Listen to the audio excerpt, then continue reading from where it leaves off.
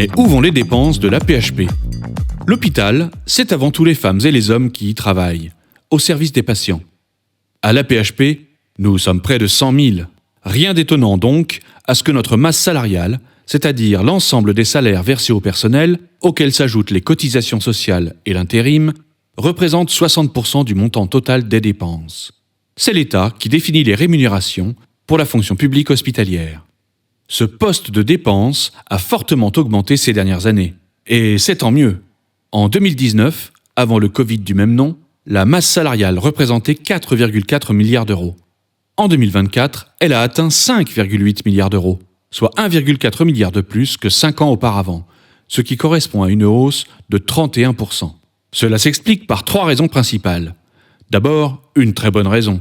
Les hausses de salaire issues du Ségur de la santé et d'autres mesures prises par le gouvernement représentent 900 millions d'euros de masse salariale supplémentaire. Elles ont redonné de l'attractivité à nos métiers.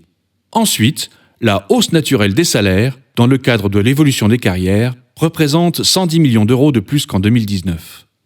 Il y a une troisième raison à cette augmentation, qui est liée à la crise que nous venons de traverser. Comme tous les hôpitaux publics, l'AP-HP a fait face au départ de nombreux soignants, surtout après le Covid. Jusqu'à 2000 soignants nous ont quittés. Nous avons donc dû faire appel à des renforts venant de l'intérim ou à des heures supplémentaires pour assurer nos missions auprès des patients. Or, la dépense pour de l'intérim est 3 fois plus élevée que celle pour un nouveau salarié. Au total, le renfort de l'intérim et des heures sup dans une moindre mesure nous coûte près de 190 millions d'euros de plus qu'en 2019. Cette situation ne va pas durer. D'ici début 2026, grâce à tous les efforts que nous avons faits pour restaurer notre attractivité, nous aurons retrouvé nos effectifs infirmiers de 2019. Et cela doit nous permettre de faire baisser fortement nos dépenses d'intérim. C'est le résultat de notre plan 30 leviers pour agir ensemble. Et nous allons continuer dans cette voie. Pour faire fonctionner nos hôpitaux, il faut aussi acheter des médicaments et des dispositifs médicaux.